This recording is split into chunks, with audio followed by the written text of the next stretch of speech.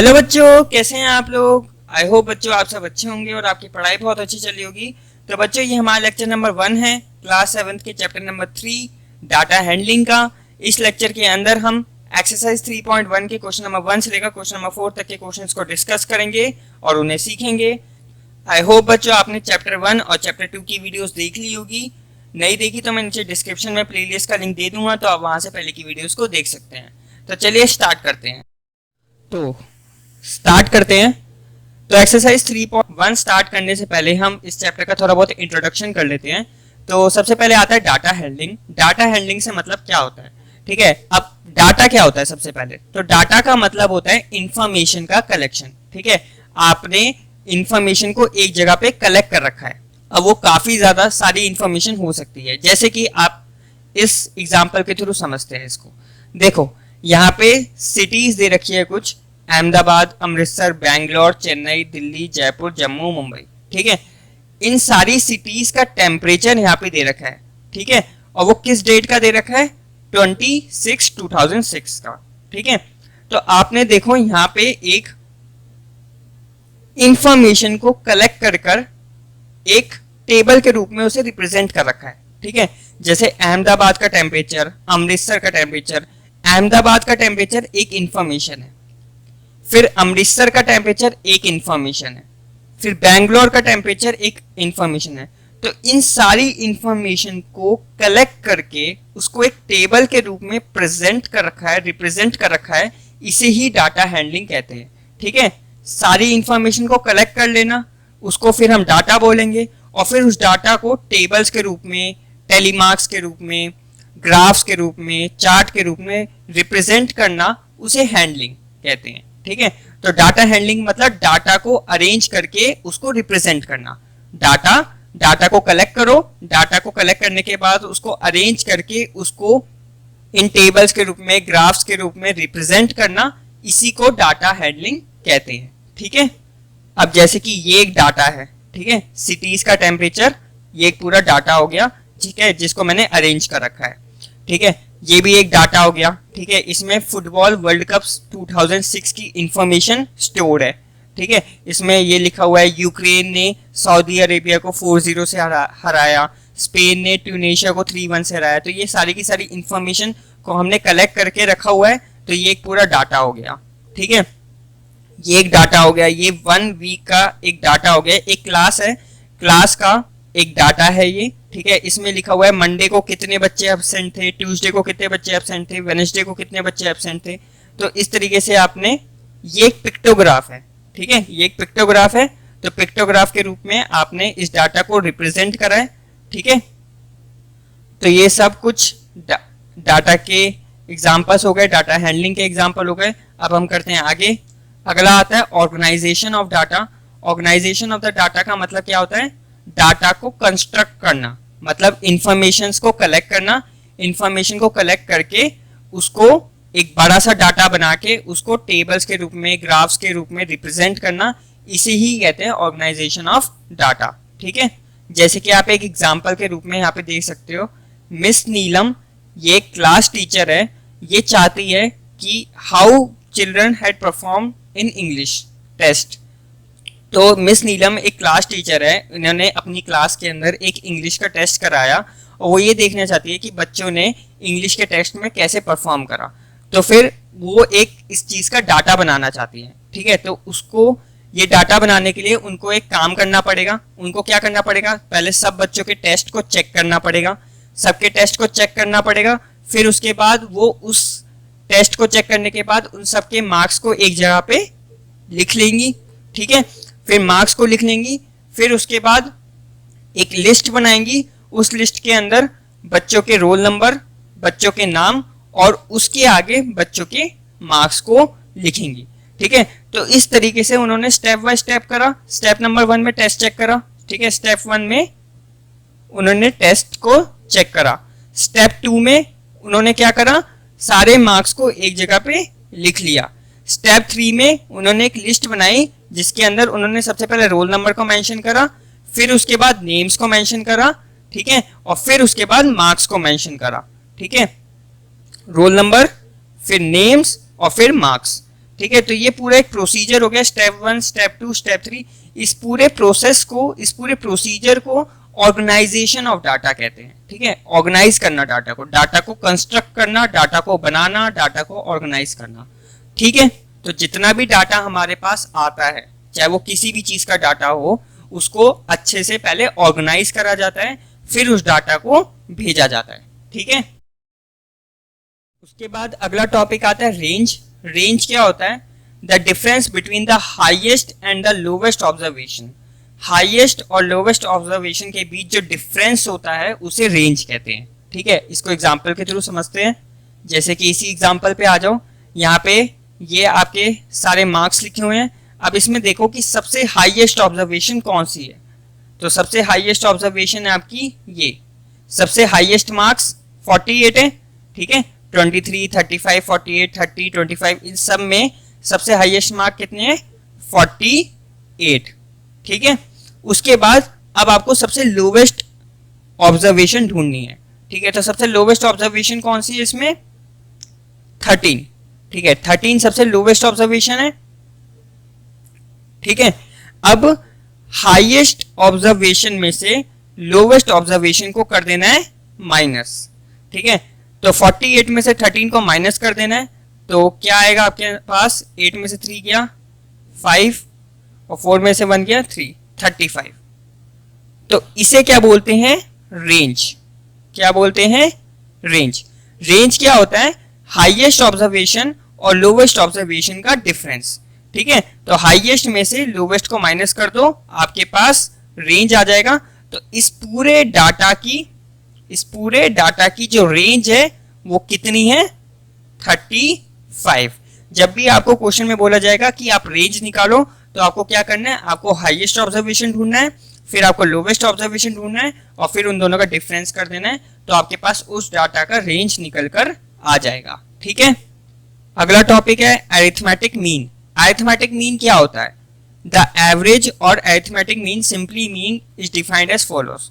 ठीक है, इसका मतलब क्या हुआ? अरिथमेटिक मीन एक सिंपली एक एवरेज है।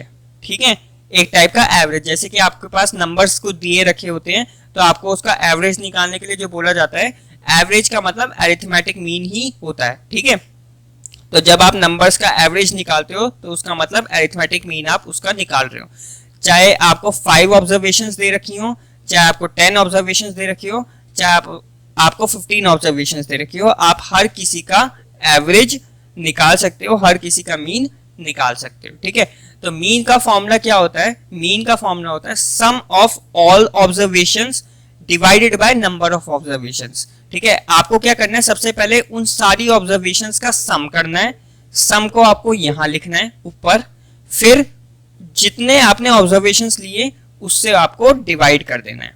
ठीक है, मान लो आपके पास क्वेश्चन में 5 ऑब्जर्वेशंस थे, तो आप पहले 5 ऑब्जर्वेशंस का प्लस करोगे, प्लस करने के बाद उसको ऊपर यहां लिख दोगे और फिर उसको डिवाइड कर दोगे किससे? 5 से, तो उससे आपके पास मीन आ जाएगा। ये आप एग्जांपल देख सकते हो। एक 2 vessels contain 20 litre and 60 litre of milk. 2 vessels है आपके पास, एक वेसल ये रहा, एक वेसल ये रहा। इसके अंदर 20 लीटर है मिल्क, इसके अंदर है 60 लीटर। ठीक है, what is the amount that each vessel would have. तो अब आपको एवरेज अमाउंट निकालना है जो हर एक वेसल के अंदर होगा। ठीक है, तो कैसे निकालोगे? यहाँ पे आपको मीन निकालना पड़ेगा, क्योंकि आपसे एवरेज पूछ रहा है। एवरेज अमाउंट बताओ जो उस वेसल के अंदर है। ठीक है, तो आपको क्या करना है? 20 + 60, 2 ऑब्जर्वेशन है। ठीक है, इन दोनों ऑब्जर्वेशन को ऐड कर देना है। जैसे कि यहाँ पे हो रहा है 20 + 60, दोनों ऑब्जर्वेशन को ऐड कर देना है और फिर क्या कर देना है? 2 ऑब्जर्वेशन थी तो इसलिए 2 से हमें यहाँ पे डिवाइड कर देना है। 20 + 60 डिवाइडेड बाय 2। ठीक है, 60 को 20 से ऐड करोगे आपके पास आ जाएगा 80, 80 को 2 से डिवाइड करोगे आपके पास आ जाएगा 40। तो 40 लीटर जो है एवरेज मिल्क है। ठीक है, या फिर आप इसको मीन भी कह सकते हो। ठीक है, तो अब हमारे और भी टॉपिक्स है, जैसे कि मोड हो गया, मीडियन हो गया। ठीक है, वो हम जैसे जैसे आगे की एक्सरसाइज सॉल्व करेंगे तब हम उसको डिस्कस कर लेंगे। अभी 3.1 को सॉल्व करने के लिए आपको मीन का नॉलेज अच्छे से होना चाहिए, रेंज का नॉलेज अच्छे से होना चाहिए, डाटा क्या होता है, डाटा को रिप्रेजेंट कैसे करते हैं, इसका नॉलेज अच्छे से होना चाहिए। ठीक है, अब हम करते हैं एक्सरसाइज। तो क्वेश्चन नंबर 1 है आपका एक्सरसाइज 3.1 का, find the range of Heights of any 10 students of your class. तो आपको इस क्वेश्चन में क्या करना है, अपनी क्लास के अंदर किन्हीं भी 10 स्टूडेंट्स को पिक करना है, ठीक है, और उन 10 स्टूडेंट्स की हाइट का पता लगा के उसको एक डाटा बनाना है, उसका हाइट्स का डाटा बनाना है, और डाटा बनाने के बाद उसका रेंज निकालना है, उस डाटा का रेंज निकालना है, ठीक है। तो अब जरूरी नहीं है कि आप अपने क्लास के 10 स्टूडेंट्स को लो, आप सिंपली नेम ऑफ स्टूडेंट्स लिख के कोई भी रैंडमली ऐसे 10 नेम लिख लो, ठीक है। 10 नेम लिखने के बाद यहाँ पे रैंडमली उनकी 10 हाइट लिख लो अपने हिसाब से, ठीक है। जैसे मैं यहाँ लिख लेता हूँ अरविंद की 60, ठीक है, चारू की 55, ठीक है, कुछ भी आप यहाँ पे डाल सकते हो, ठीक है, कोई भी नाम यहाँ पे आप दे सकते हो, ठीक है। 70, उसके बाद 80, ठीक है, उसके बाद 54, ठीक है, 62, ठीक है, उसके बाद 72, ठीक है, उसके बाद 82, ठीक है, उसके बाद 73 और लास्ट में 59, ठीक है। रैंडमली मैंने यहाँ पे कर दिया, सबकी हाइट लिख दी। अब आपको रेंज निकालना है, तो रेंज आपको पता है कैसे निकालते हैं, हाईएस्ट ऑब्जर्वेशन में से लोवेस्ट ऑब्जर्वेशन को क्या कर देना है, माइनस कर देना है, ठीक है। अब हाईएस्ट ऑब्जर्वेशन इसमें ढूंढो कौन सी है, तो हाईएस्ट ऑब्जर्वेशन मुझे यहाँ पे 82 दिख रही है, ठीक है, तो 82, ठीक है। लोवेस्ट ऑब्जर्वेशन को देखो, तो लोवेस्ट ऑब्जर्वेशन मेरे को यहाँ पे 54 दिख रही है, ठीक है। तो अब हाईएस्ट में से लोवेस्ट को माइनस कर दो, ठीक है, तो कितना आएगा आपके पास, 82 में से 54 को जब आप माइनस करोगे तो 12 में से 4 गया, कितना बचा आपके पास 8, यहाँ पे आ जाएगा 7 में से 5 गया 2, तो 28 आ गया। तो जो मैंने यहाँ पे डाटा क्रिएट करा उसकी रेंज कितनी आई, 28, ठीक है। आपका डाटा अलग हो सकता है, ठीक है, यहाँ पे नेम्स अलग हो सकते हैं, हाइट अलग हो सकती है, तो आपका रेंज भी अलग आ सकता है, बट मेथड यही रहेगा, आपको एक डाटा बनाना है, उसमें फिर हाईएस्ट में से लोवेस्ट को माइनस कर देना है और सिंपल आपका रेंज आ जाएगा, ठीक है। अब हम करते हैं अगला क्वेश्चन, क्वेश्चन नंबर 2। तो क्वेश्चन नंबर 2 है आपका, organise the following marks in a class assessment in a tabular form, ठीक है। तो एक क्लास असेसमेंट हुआ और क्लास असेसमेंट में स्टूडेंट्स को ये मार्क्स मिले, ठीक है। तो आपको इसको एक टैबुलर फॉर्म में रिप्रेजेंट करना है, ये आपको एक डाटा दे रखा है और इस डाटा को आपको टैबुलर फॉर्म में रिप्रेजेंट करना है, ठीक है। तो अब कैसे करेंगे, उस टेबल के अंदर हम क्या क्या ऐड करेंगे ये आपको ध्यान देना है। तो चलिए करते हैं। सबसे पहले उस टेबल के अंदर आप ऐड करोगे मार्क्स, ठीक है, ठीक है, मार्क्स ऐड करोगे, ठीक है। अब मार्क्स ये हैं सब, किसी बच्चे को 4 मिले हैं, किसी बच्चे को 6 मिले हैं, किसी बच्चे को 7 मिले हैं, ठीक है। तो आप क्या करो, सबसे लोवेस्ट मार्क्स देखो, सबसे लोवेस्ट मार्क्स कितने हैं 1, और सबसे हाईएस्ट मार्क्स कितने हैं 9, ठीक है। सबसे लोवेस्ट मार्क्स 1 है, सबसे हाईएस्ट मार्क्स 9 है, तो आप इसको लिख लो। 1 से स्टार्ट हुए 9 पे खत्म हुए, तो 1 से लेकर 9 तक, 1 2 3 4 5 6 7 8 9, ठीक है। 1 से स्टार्ट हुआ 9 पे, ठीक है। तो इसका मतलब मान लो जो क्लास असेसमेंट हुआ वो 10 मार्क्स का हुआ, ठीक है, और आउट ऑफ 10 बच्चों को ये मार्क्स मिले, ठीक है, जिसमें सबसे लोवेस्ट मार्क्स बच्चों को मिले 1 और सबसे हाईएस्ट मार्क बच्चों को मिले 9, ठीक है। तो ये आपकी पहली एंट्री हो गई टेबल की। अब दूसरी एंट्री क्या रखोगे आप, तो वो होगी आपकी टैली मार्क्स, ठीक है। टैली मार्क्स आपको आते होंगे, क्लास 6 में हमने सीखा था कैसे टैली मार्क्स को करते हैं, ठीक है। तो 1 के लिए एक बार जिसको नहीं आता उसके लिए मैं बता दूं, हम यहाँ पे लाइंस डालते हैं, ठीक है। 1 के लिए 1 लाइन, 2 के लिए 2 लाइन्स, 3 के लिए 3 लाइन्स, ठीक है, ऐसे करते हैं, ठीक है। और अगर 4 हो तो 4 लाइन्स, ठीक है। 5 हो तो 5 में चेंज आएगा, यहाँ पे 5 के वक्त क्या होता है कि हम 4 लाइन्स डालते हैं और उसके बाद 5th लाइन के लिए हम क्या करते हैं, इसको ऐसे काट देते हैं, तो ये हमारे 5 लाइंस का एक ग्रुप हो जाता है। ठीक है, तो इस तरीके से 5 को टैली मार्क्स में रिप्रेजेंट करते हैं। मान लो मेरे पास हो 8, ठीक है, तो 8 को कैसे रिप्रेजेंट करेंगे टैली मार्क्स के रूप में? पहले हम लिखेंगे 1 2 3 4, ये तो हो गया 4। 5 के लिए क्या करेंगे, जैसे मैंने आपको बताया था, इस तरीके से इसको कट कर देंगे, तो ये हमारा हो गया 5। ठीक है, उसके बाद 8 रिप्रेजेंट करना है, तो 6 7 8, ये रिप्रेजेंट कर रहा है 5 को, ये रिप्रेजेंट कर रहा है 3 को, 5 + 3 8 हो जाएगा। ठीक है, मान लो मेरे पास 12 है, तो 12 को कैसे रिप्रेजेंट करेंगे, 1 2 3 4 5 6 7 8 9 10, ठीक है, और फिर लास्ट में 11 12। ठीक है, तो देखो 5 + 5 10 और ये 2, ठीक है, तो ये पूरा का पूरा 12। तो इस तरीके से टैली मार्क्स को करते थे, रिवीजन कराया मैंने 6 क्लास में, आपने सीखा था इसको। तो अब आता है आपका 1, तो देखो इस टेबल के अंदर 1 कितने बच्चों को मिला है। ठीक है, तो 1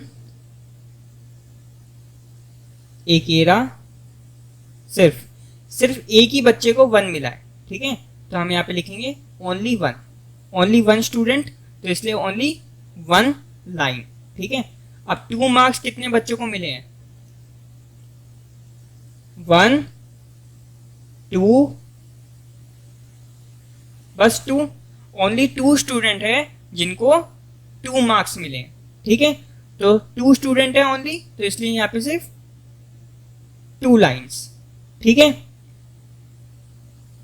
3 मार्क्स कितने बच्चों को मिले हैं, 1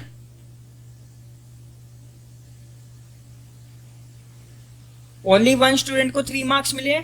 ठीक है, तो इसलिए यहाँ पे ओनली 1 लाइन। ओके, 4 मार्क्स कितने बच्चों को मिले हैं, 1 2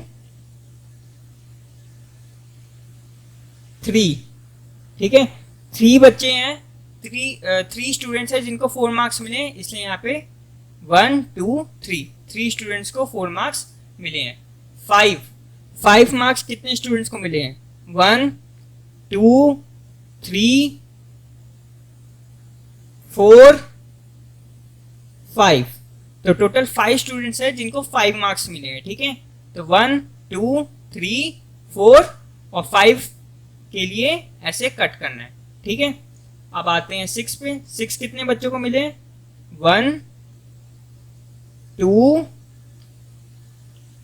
3 4, तो 4 स्टूडेंट्स हैं जिनको 6 मार्क्स मिले हैं, तो 1 2 3 4 स्टूडेंट्स हैं जिनको 6 मार्क्स मिले हैं। 7 देखते हैं, 1 2, तो 2 स्टूडेंट है जिनको 7 मार्क्स मिले हैं, तो इसलिए 1 और 2 स्टूडेंट है बस, इसलिए 2 लाइंस। 8 से 1 स्टूडेंट को मिला, इसलिए 1। 9 भी ओनली 1 स्टूडेंट को मिला, इसलिए 1। ठीक है, तो ये हमारे टैली मार्क्स हो गए। अब एक और आपको एंट्री यहाँ पे ऐड करनी है, वो है फ्रीक्वेंसी। फ्रीक्वेंसी का मतलब ये जो टैली मार्क्स है इसी को आपको नंबर के रूप में बताना है।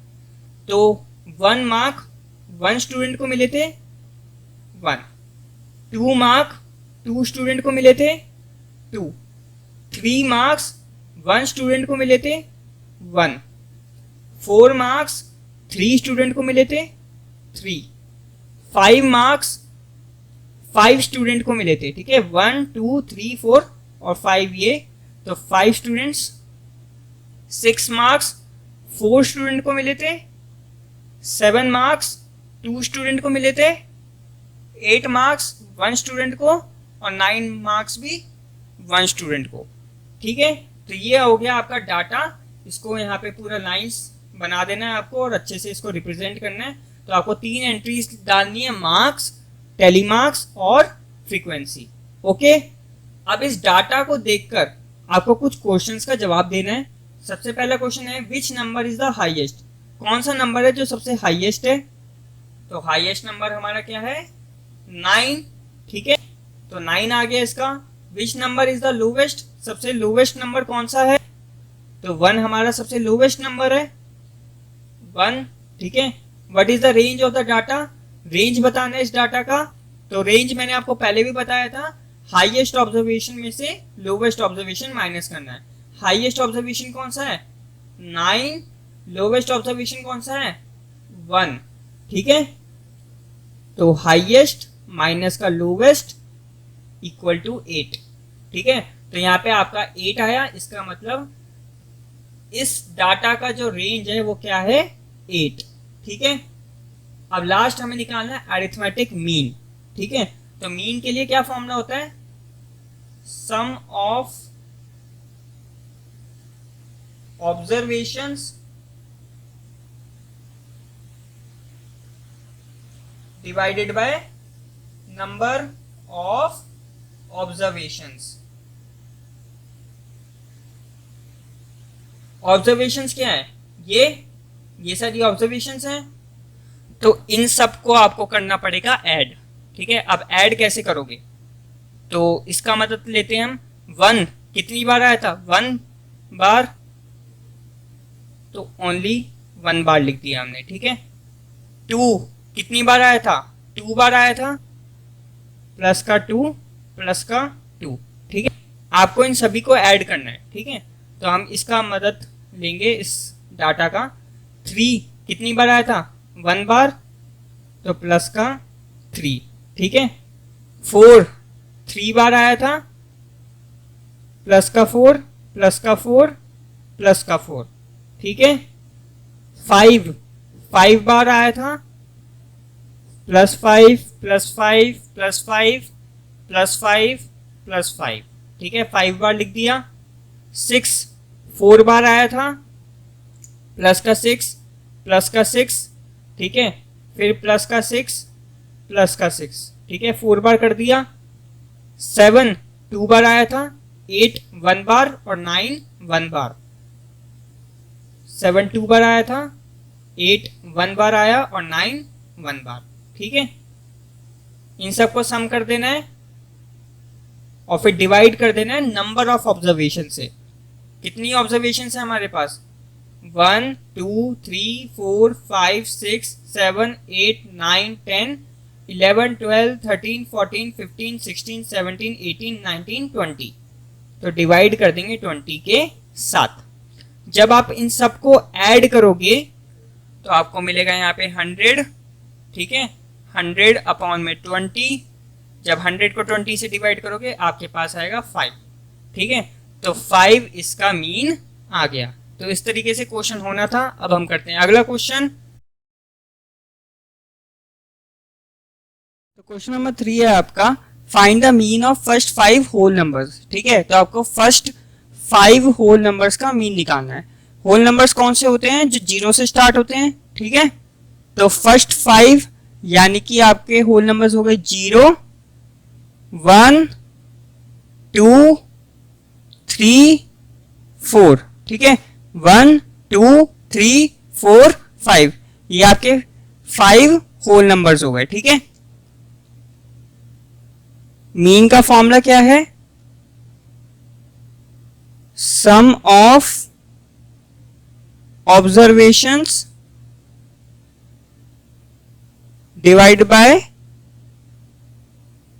टोटल नंबर ऑफ ऑब्जर्वेशंस, है ना। तो सम कर दो सबका, 0 plus 1 plus 2 plus 3 plus 4 divided by कितने होल नंबर्स हैं 5 होल नंबर्स डिवाइडेड बाय 5, ठीक है। 1 प्लस 2 3, 3 प्लस 3 6, 6 प्लस 4 10, 10 अपॉन में 5, 5 1 जा 5, 5 2 जा 10, तो इसका आंसर आ गया 2। तो फर्स्ट 5 होल नंबर्स का मीन कितना आया आपके पास 2, ओके।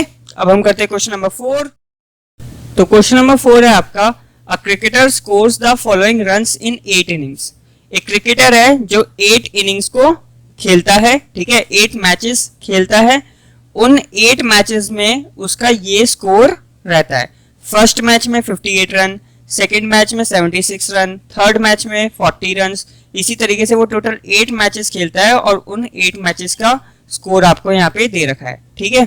अब आपको क्या करना है, मीन निकालना है, ठीक है। तो हम सबसे पहले टोटल निकाल लेते हैं, टोटल रन्स। टोटल रन्स कितने हैं, 58 प्लस 76, सबको सम करना पड़ेगा सबका, 40 प्लस 35 प्लस 46 प्लस 45 प्लस 0 और प्लस 100, ठीक है। तो करते हैं, ठीक है। सबसे पहले इन 3 का करते हैं, 58 76 40, 8 प्लस 6 14, 1 कैरी, ठीक है। 7 प्लस 5 12, 12 प्लस 4 16, 16 प्लस 1 17, 174 आया, ठीक है। अब इन 3 का करते हैं, 35 46 45 का, 35 46 45, ठीक है।